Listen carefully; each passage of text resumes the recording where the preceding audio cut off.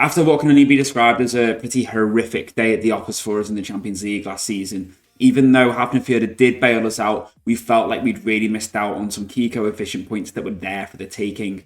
So this year we thought, come on, let's make some progress, let's bounce back, and let's see if we can finally progress past the round of 16.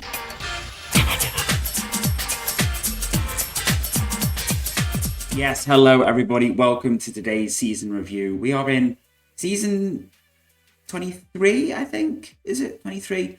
You join us 9 games into the league season. Obviously, you know, we're not going to pay too much attention to that at the moment. It's still early days. We're currently second, but we have got a game in hand over FM24, who are currently top.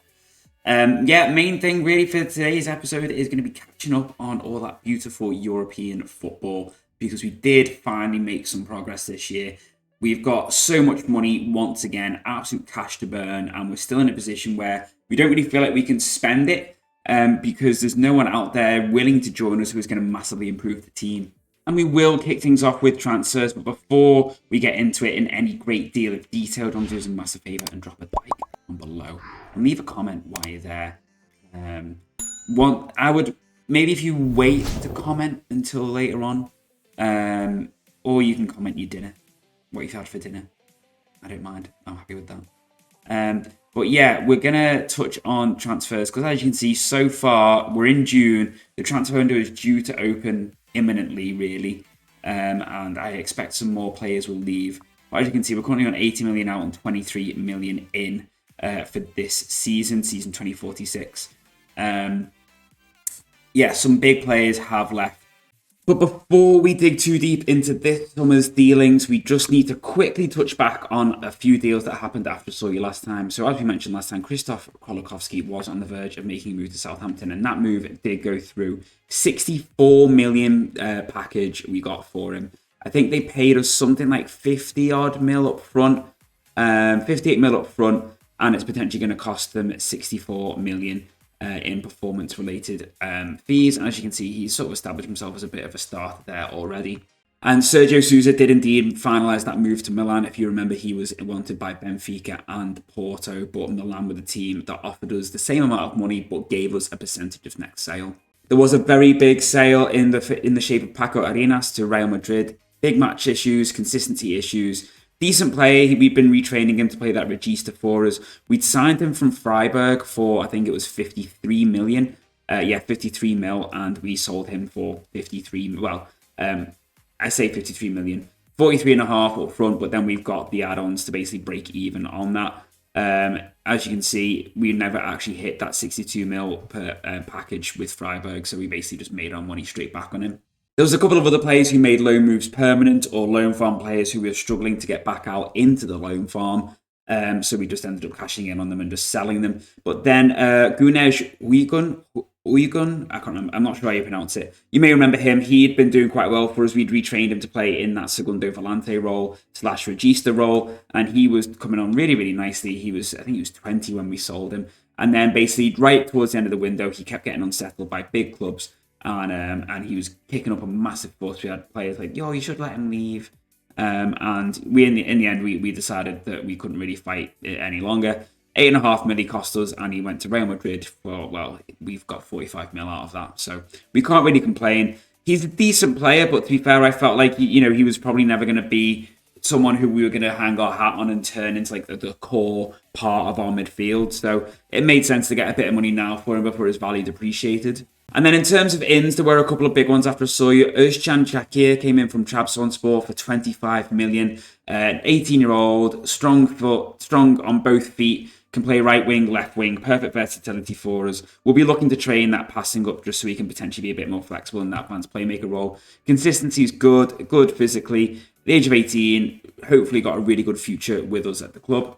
And then William Martins was the other one, someone we've been keeping a track on for quite some time, to be fair. We tried to sign him about a year and a half ago, maybe, and he wasn't interested in joining us. Like he would at least negotiate with us, but he wanted like important player and all that jazz. And then we came back in for him, and he was quite happy to accept a fringe player. And we're basically just going to train him up to play that inverted fullback on that left-hand side. I think he could be really good at that role for us. in the future. He's still only young. 13.75 mil release clause from Palmeiras. No complaints. And lastly, we did throw 5.5 mil on Haluk Natsikush from Istanbul Başakşehir. 5.5 mil for a decent looking defender. Hopefully he will come good, but equally he's someone who we want to try and get onto the loan farm if we can. But he's got some potential, so if he doesn't really work out for us, I'm sure we'll be able to get a profit on him. And then with that concluding last year's business, it's time to look at what we've done so far this season. And we are actually going to kick things off with ins to start with. Now, this is a player I am very excited about. This is Dennis Reitan, another Bodø Glimt absolute superstar. Obviously, we've had Jordan Hunt, we've had Johnny Bakker Hansen. Dennis Reitan is another one, or Reitan. I think it might be Reitan, I'm not sure. But the 18-year-old striker is so well-rounded already. It is unbelievable.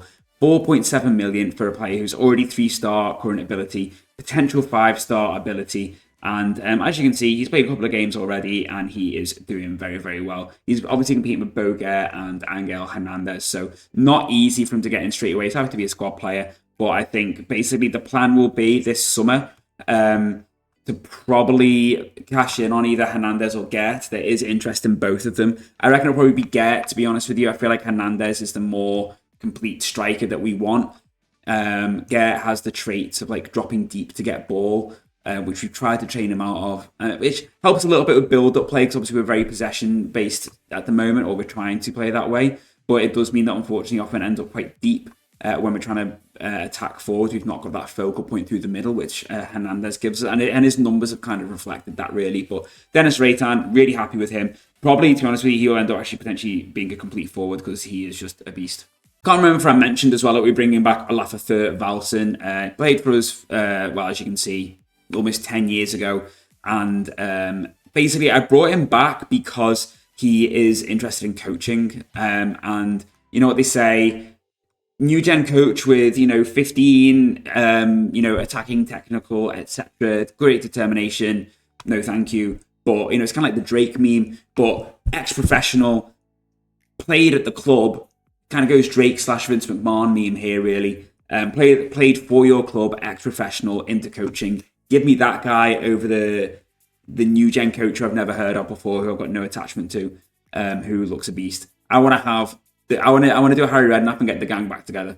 Here's another dude who we've seen, we saw a while ago. Mohamed Sangare is coming from 21 million from Bordeaux. I think we've overspent on him a little bit, but he's got decent potential. I think, potential 4-star ability. And there has actually been times where clubs like City have been interested in him as well. So I reckon that the worst case scenario, if we can't get him a loan farm move and he doesn't quite develop how we want him to, into, a squad player for us, I reckon we could probably sell him on to someone bigger and at least make our money back like we did with a few of the other players. And lastly, our scouts found this guy, Alan Osborne from St Mirren, for 525k. For a player this well-rounded, for that amount of money, it just seemed too good to turn down. Again, I was like, I had 350 million in the bank, burning a hole in my pocket, but the 525k release clause, Northern Irish dual nationality, DM from St Mirren, yes, give him to me. In terms of outs, Wesley Cavalcante, who I'm pretty sure we signed for free. Yeah, we signed him on a free from Flamengo, has gone to PSG, where he's basically just sitting in their second team at the moment. We made, 5.75 mil at least, but it's potentially going to be 9 mil. A player we signed for free, wanted to leave when PSG bid for him. We got him because he was free. We thought we'd be able to make a profit on him / use him in the loan farm. He hadn't gone in the loan farm, so it was back to option A, sell him for a profit. And yeah, fair play to him. He probably won't play for PSG, and he'll end up probably at like Auxerre or back in Brazil in like 2-3 seasons. Now, the next notable and only really big out so far of the window was Rodrigo Menezes, who we'd signed, you may remember, only a couple of seasons ago from Braga to act as a rotation option for Alexandre Andre. And it was a role that he had filled pretty well. As you can see in the league, 31 appearances, 10 goals. We'd signed him for 50 mil, and we did say last time that we would probably be at a point where if a club came in for him, we would sell him. We had quite a few bids for him, like PSG, etc. He wasn't that bothered. As you can see, 43 mil. We ended up paying It would have been 50 mil, but we only paid 43.5 in total. And then Real Madrid said, here, how about, this was after quite a few rejections. Okay, they were like 73 mil, 91 mil in add-ons. And I was like, yes. As you can see, he's made 3 sub appearances so far for them since he's been there. And I am pretty optimistic that we will get those add-on related bonuses because it looks like they are just going to play him, even if it's just on the bench. Some of them are like league appearances, and obviously there's installment packages and stuff like that. So I can see that easily being that full 91 million in maybe about a season and a half. And I think that's a great bit of business for a player who is good, but by all means was by no means elite for us. Had some really good pros, but you know what, we'll take that amount of money for essentially what was a backup. And then as you can see, or you might not be able to see because I'm in the way, but the rest of the deals have basically just been loan farm deals out to like HK, Volsunga, Fram, Breither, Hafnarfjordur. Some players have turned their loan farm deals into permanent moves, but yeah, that's been it so far. And then as you can see, financially, we are pretty cushy at the moment. 264, basically 265 million in the bank. And the club are happy for us to spend 258 million of that overall balance, really, because let's face it, that's where it's going to come out of. So basically, they're quite happy for us to almost bankrupt the club, seemingly, put us on the on the verge of going into the red. But yeah, that's not going to happen at the moment because, like I said, there's no players out there who are going to improve our squad who are interested in joining us. There's plenty of players who we could sign; they're just no better than who we have already. And after last year's disappointment of getting dumped out by Villarreal, we got handed probably one of the toughest starts we could have had to the Champions League this season by playing Real Madrid. And as you can see, we were actually somehow 2-1 up at half-time in the Bernabeu before Frederic Chevalier levelled the game before scoring a 92nd minute winner. And I think even the most sort of stalwart, foolhardy of us would admit that they didn't, would find it difficult to admit that they didn't deserve the win. A 2-2 draw realistically would have flattered us, just based on XG. Obviously, I don't know how much this goal was worth, but, they were good value for the win and, we couldn't really have too many complaints. Safe to say things got pretty bad after that. Again, when we went to Benfica, bear in mind, everyone, we are trying to overtake Portugal here. So to go to Benfica and lose 2-0 with a whimper, really, it was a really poor performance. We did not play well at all. Our former player, David Gomez, scoring against us before they got a 94th minute winner. We were pants. It's a shame that we just gone to Bernabeu, played so well, and just couldn't break down Benfica. They seemed to be playing like a low block, and it was really difficult to get past them. They're basically playing low block, long ball, get the ball forwards. And David Gomez and Atanasio, and then Erwin Atanasio, another one of our former players, just sort of were managing to break quite nicely because they're just really good ball carriers. And it was just really disappointing. Some massive underperformances: Gonzalo Vargas, Guillermo Gusto, Baka Hansen, Lucianic. Just not good enough.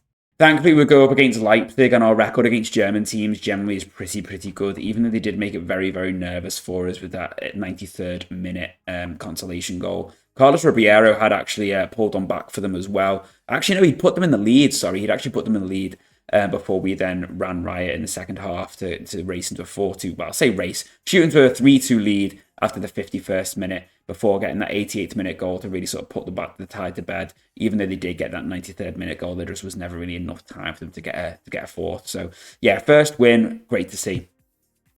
And then things that get a little bit better with a nice routine 6-0 win away at Maribor. Before an absolute disaster, again, this time again in Portugal, where we played against Sporting Club de Portugal, 1-0 up at half-time. And then Sporting just decided to score 3 worldies. As you can see, they scored 3 goals, 6 shots on target, 0.72 XG. And look at the stats for us. Like, the fact that they got anything out of this game, it was ridiculous. Honestly, it is no exaggeration when I say they're all worldies. And I mean, I think realistically after that, it's only fair that I actually show you the goals. So, as I said, we took the lead. And at this point, I was thinking, yeah, things looking great. Boguer, slight deflection, admittedly, but they all count no matter how they go in. And like I said, we were playing so well before Mokstad sends this free kick in. Charpentier arguably probably should have dealt with it. But, and then this free kick, I don't know why no one is marking Matsozo, but he just then decides to take a touch and then on the half volley, smash it past Charpentier. Again, really frustrating because he could have been picked up, but still a very, very good goal. And then this happened I think he scores another, isn't it? I think this is the one which crashes in off the bar. Yeah, just dribbles it really nicely, smashes it in off the bar. Yeah, just really simple, really frustrating to concede those chances. I think Worldies was maybe a bit of an exaggeration. I think I had slightly rose-tinted glasses on remembering them. So naturally after that, we go and smash Bayern Munich at home 4-0. Comfortable victory. All goals came in the second half, but we easily deserved this. We absolutely put them to the sword. And it's like, well, where was this against Benfica, Sporting, etc.? And then finally, this was the annoying thing. Basically, we drew Portugal. We had 3 Portuguese teams that we played in this league phase. And it took us until Porto to actually finally win one of them. And we won 5-1. Absolutely never in doubt with this game. Absolutely destroyed them. But it's a shame because obviously, for those who don't know, if you don't remember, we're 7th in the coefficients. Portugal is 6th. And we are just constantly playing catch up really because they had an absolute brilliant season a couple of years ago. They had 2 teams in the Europa League final. One of them actually got to the Europa League final. I think they had a team in the Conference League semi-final. And they had Sporting get to the Champions League semi-final. So they got like a 23.7 season or something like that. They came 2nd for that season. So we're basically just been trying to play catch-up. And it's essentially meant that season has basically meant we've had to wait but like on a 5-season rotation before we can realistically catch them for them to lose that season. And annoyingly, at that point, we did actually have a chance of getting into the top 8, but an 84th minute equaliser from Adilo Atmodimejo for Ajax basically put pay to that, unfortunately. And that was annoying because it meant that we came 12th, knowing that if we'd won, we might have just snuck in over Napoli on goal difference into 8th place. But we got the top half, so that meant that we were going to get a draw with one of these teams. And we drew Fiorentina, and in the first leg away from home, we won 2-0, comfortable win, 2 defenders getting on the score sheet, happy days. The only disappointment was that despite our dominance, we couldn't actually get a goal at home, so we missed out on some valuable coefficient points by missing out on the win. And our reward for that would once again be playing against Man City. And would you believe it, we beat them 2-1 at home. But the biggest talking point here was Charpentier getting injured in the 57th minute. Thankfully, we did have a keeper on the bench in Jonas Skovgaard. And annoyingly, City did actually pull one back in the 95th minute, which just gave me a little bit of the willies going into the second leg. But we went to the Etihad, we chanced our luck. And would you believe it, we got a 2-2 draw, which saw us through. Jonas Skovgaard, in recovering for Charpentier, saved a penalty in the 20th minute. And we were actually leading in this leg 2-1 before Nazar Karchenko, our former player, made things a little bit nervous by getting one in the 88th minute. So we just absolutely parked the bus and just held on for grim death as we managed to get into the quarterfinals for the first time. Well, we would face once again Premier League opposition, and that was in the shape of Newcastle, who at this point were first in the Premier League. And as you can see, we missed a chance here. We played really well, created a lot of chances, and to concede that 92nd minute winner was a bit of a pain, bit of a kick in the teeth, really, because I didn't feel like we deserved that. But we thought, well, you know what? We can bring them home. We can hopefully play like this, and this time get the win. Except we absolutely choked, and we played awful. I don't know what happened. We just couldn't get anything going, couldn't create any chances, and we deservedly went out 2-0 on the night. We were awful. But we will take the progress of finally reaching a Champions League quarter-final, and I feel like we are only going to get better going forward, so hopefully this can be the benchmark for us. If we can sort of get to the quarters, then, you know what, that's the new sort of floor for us, really. That's a new base level for where we want to be. And now it's time to move on to the other teams, and we'll start at the bottom with the Conference League, and Vala Reykjavik, who actually haven't been very good, to be honest with you, in the league this season. They've been pretty poor. But they got a 4-1 win away at Balasica, who I think are Belarusian, Bulgarian. 4-1 win away from home, easy. And then they won 2-1 at home. David Banks, Paolo Roberto are both on loan from us, but for some stupid reason, they let David Banks come back to us. They didn't renew his loan deal, which I find absolutely baffling because he was really, really good from, as you can see, 26 goals in 45 games over 2 seasons. And I don't know why they didn't renew it, but that has cost them dearly so far this season. And I wouldn't be surprised if they finish in the bottom half, maybe even go down. I don't think they've won a game yet. But they would then be unlucky to draw Real Sociedad, and we knew it was going to be tough. And when they drew 2-2 at home, we thought realistically that's their chance gone. But you know what, to be fair to them, they gave as good as they got, and they actually realistically probably should have won in Sociedad. A 2.89 XG to Sociedad's 0.61. The own goal in the 84th minute, absolute killer. And yeah, they'll be really disappointed. They really could have got something here. And yeah, that meant that they crashed out, unfortunately. So yeah, no further football for them.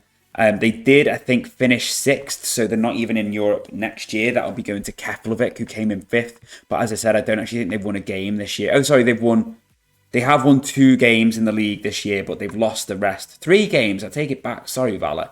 But they're currently 9th. And yeah, unless things pick up, they are going to be struggling to get into Europe again this season. And we'll now move into the Europa League teams, and we'll kick things off with Hafnarfjordur, who went straight in at the Europa League phase because they came 3rd. And you know what? They were really unlucky to not beat Milan in this game.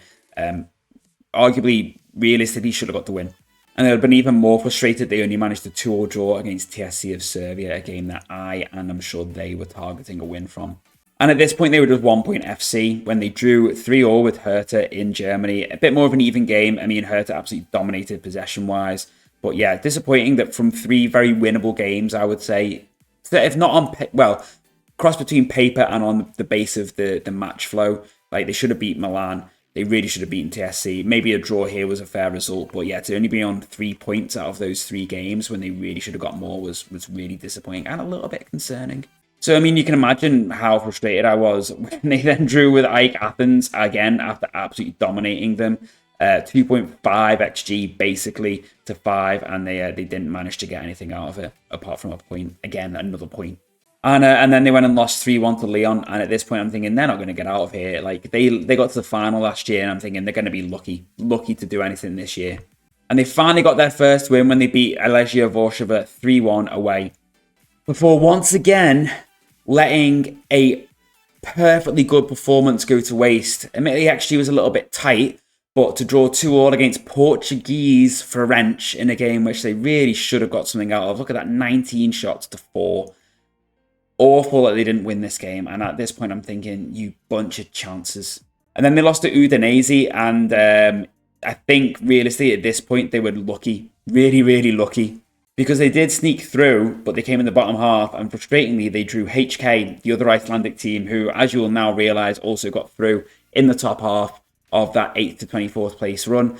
And they drew 0-0 at home. The disappointing thing was that we knew we were going to lose at least one Icelandic team, but that was offset by the fact that we knew at least one was going to go through to the round of 16. And that was HK, who on loan now, permanent signing for HK, a little bit of a future spoiler, Thomas Vasby, scoring after 5 minutes to send HK through and Hafnarfjordur out. Now, I'm not going to go into too much detail about HK because I've already spoiled the fact that they got through but didn't come top 8. And they did that in quite comfortable style, really. After losing 3-2 to Crvena Zvezda in the Europa League quarterfinal last season, they flew through their qualifiers, past Pogoń Szczecin and Excelsior, before then beating Nice, Rapid Wien, and RB. I'm going to say RB because I can't remember what they stand for.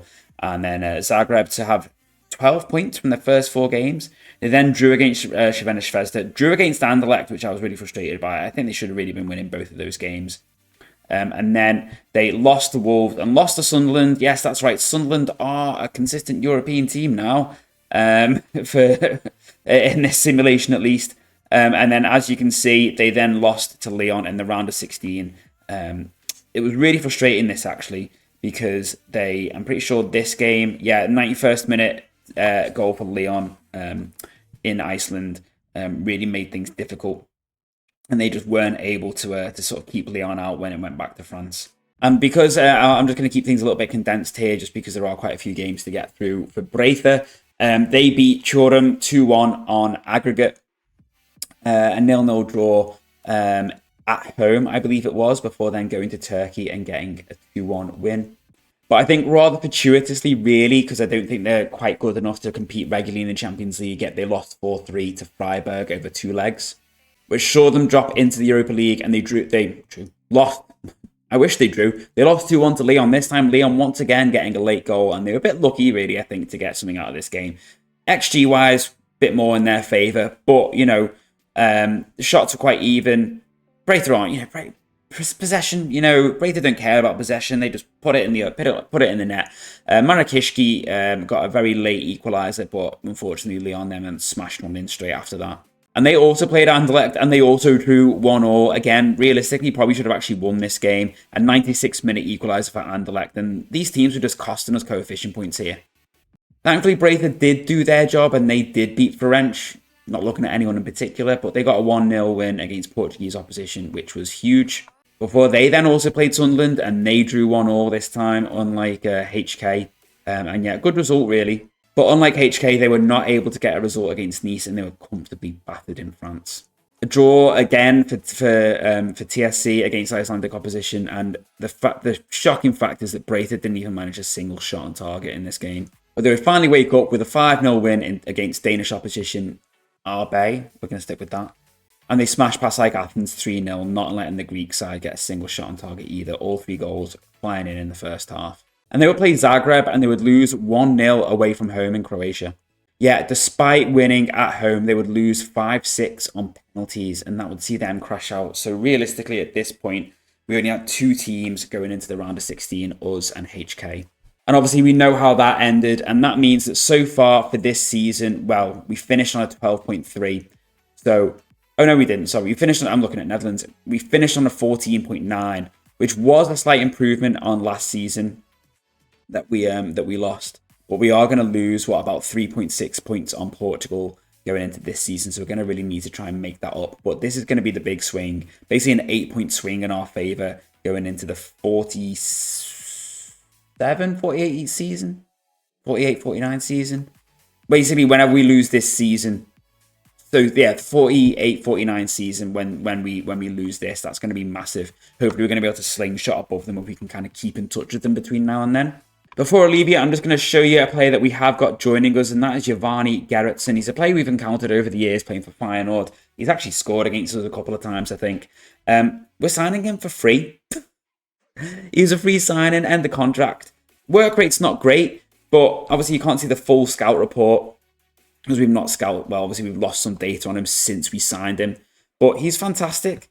Such a good all-round number 10, and to get him for free is phenomenal, and we're really happy with that. So, I mean, I think on reflection, we can look back at that season and be pretty happy with how things went. Getting to a Champions League quarter-final. Ideally, yeah, we would have got a few more coefficient points, and we missed out on some of the expensive Portugal quite heavily in areas. But you know what?